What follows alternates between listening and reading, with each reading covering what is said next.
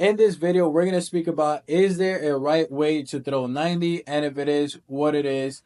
The biggest reason for this video is because I get a lot of questions from a lot of athletes when it comes to performance training and how to increase their velocity. And is that they're constantly trying out the same thing that major leaguers are doing, and it seems to not work for them, right? Because what they've noticed and what the industry likes to say is that every single athlete should be almost hitting up the same exact positions, or they probably see a major leaguer do some type of training and then they incorporate that into their training, and over time they see that it doesn't work for them. And in this video, I'm going to use myself as a case study. I've been able to throw 90 over 90 in three different stages of my life, and I'm going to show you guys and kind of dissect everything that I was doing and which one was more correct, and kind of like which one looked the best, but just to kind of dissect the different approaches that I've had within my life and what actually helped me crack the code to what I was doing. And if you don't know who I am, my name is Anthony Rodriguez. I run an online performance training company, Versatile Athletics, where I train athletes just like you to help them increase their velocity through the use of motor preference, faster training, while moving pain free and getting the recognition that they deserve. So, to dive straight into it, like I told you guys, I've been able to throw hard or above 90 in three different stages of my life. In this stage right here, I was 17 years old. I was up to 92 on the middle one. I was 19 years old. I was up to 91. And this is me now at 24. I'm 25 now, but not that it matters. But I was able to run it up to 92. And in these three stages of my life, I've had somewhat different, but very similar training styles. So, to dive on into it, let's look at my mechanics as a whole. Like, obviously, like, we can go out here and like start nitpicking as to what I was doing similar and what I'm doing differently, but for the most part, everything looks the exact same. Obviously, there's some differences between like different angles, like different types of mechanics. For like example, this one I used to get a lot more drift. My glove arm on the left one used to be a lot higher, etc. The way that I'm getting into my hinge, and maybe I'm blocking you guys here, but the way that I'm getting into my hinge, the glove arm path, right? It's a bit different. Like, I mean, it's literally small things that if you really question it, well, did this make a big difference? I mean, probably not. Who will know? But overall, everything, like from when I'm getting into the hinge, my hips to shoulder separation, the way that my trunk is rotating, and my arm release, it's all about the same. Um, Really, not really much, nothing crazy. Obviously, my extension was way crazier before, but still able to achieve the same outcome. So to start off, when I was 17, there's a lot of things here that I used to do that now if I try to do them, they probably won't work for me. And, in this stage of my life, like as I look back and I'm like, well, what exactly helped me throw 90? Was it because I was just young? That could have had something to do with it. I was young, my body was electric, it was explosive. This was, however, when I had the most range of motion out of my whole entire career, between my lower half, my T spine, everything, right? So, it all made sense. Like, and I was 175 pounds, not really nothing crazy. And I was still able to throw above 90. But my only problem was that I would always get hurt. However, what type of training was they doing here? This is before I dove into everything with that the industry prescribes of lift big, throw gas, and I would do a lot of lifting, mainly between powerlifting, a lot of plyometrics, medicine ball training, which got my body to move super super fast. I would do a lot of flexibility, a lot of stretching, regular stretching, not so much mobility. But I mean, honestly, like when it came to me getting my velocity, like all of those stuff worked. Like tower drills, I used to do a lot of tower drills. So that was kind of my training approach back then. And I mean, I got the results that I needed to get. But then fast forward into 2019, A lot of things had changed in my life. Obviously, I got a lot stronger. I'm not dealing with arm pain like I used to before. I was around 190 pounds here. And honestly, like from all my entire like career, this is by far where I felt the smoothest. Like where my mechanics were just like coming out like I was just riding and then everything was just whipping through. However, again, like I said, in this stage of my life, my strength and my power was by far like the greatest.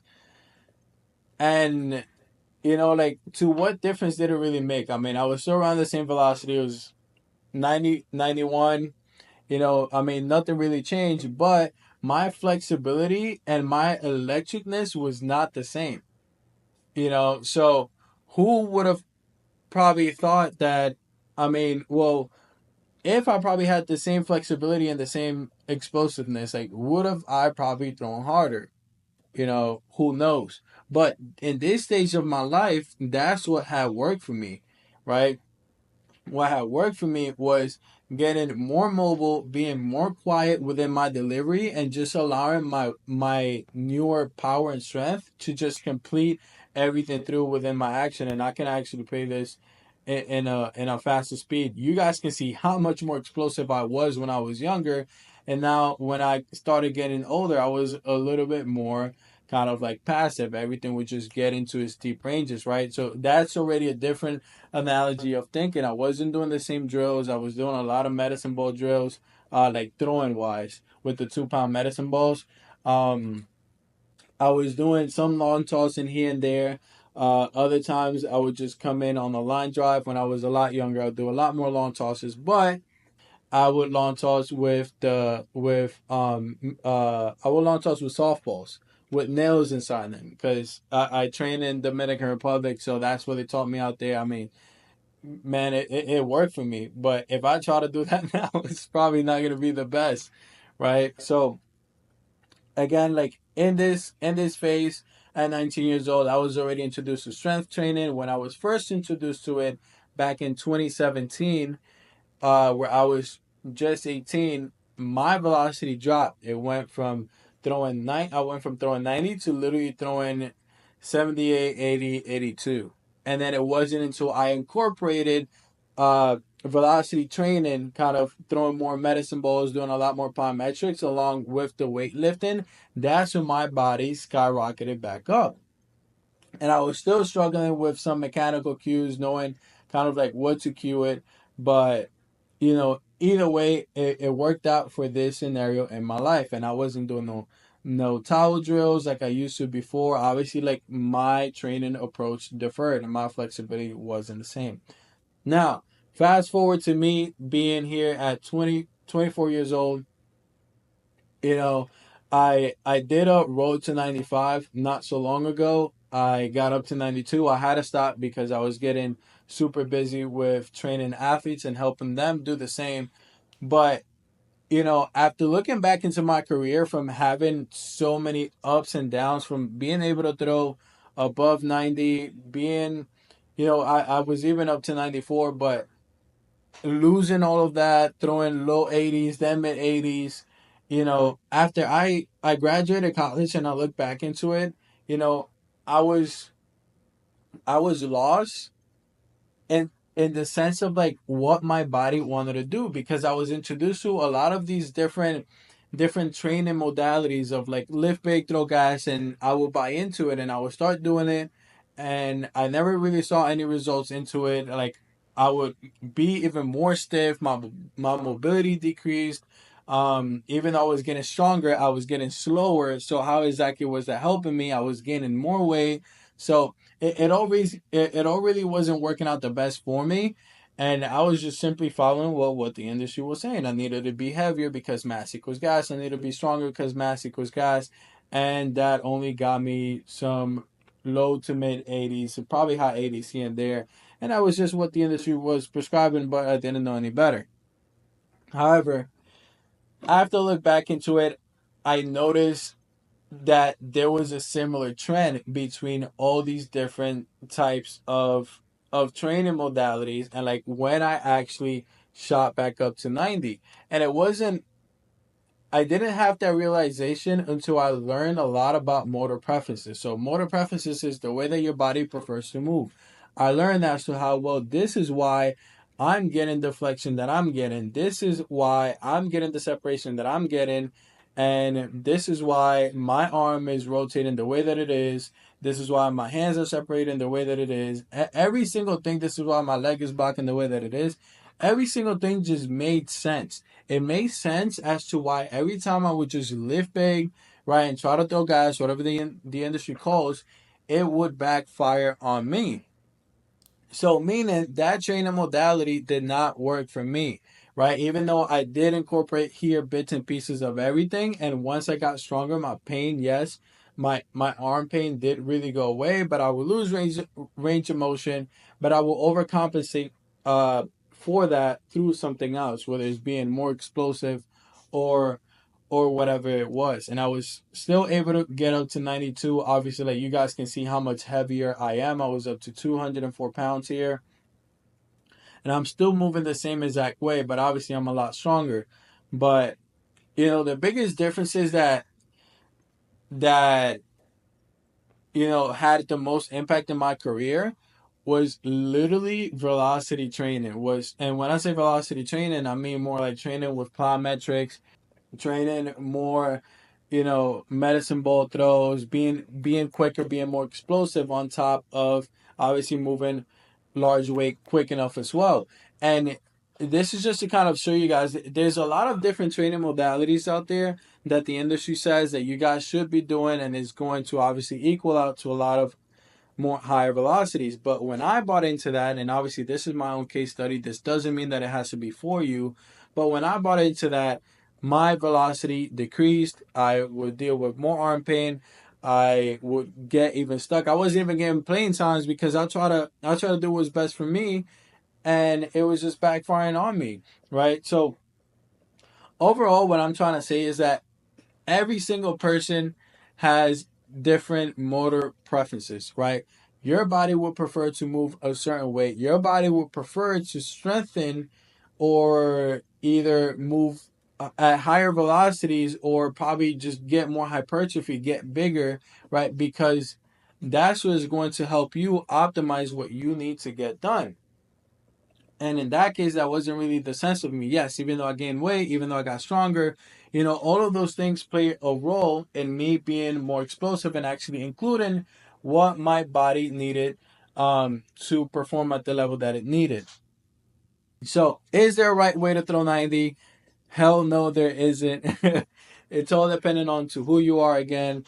Like I've been saying, it's all dependent as to how your body desires to produce velocity, and there's so many different components of velocity that you never really know what actually did it for you, right? There's either increasing more flexibility. There's increasing more range of motion, like mobility wise. There's even getting stronger. There's gaining more weight.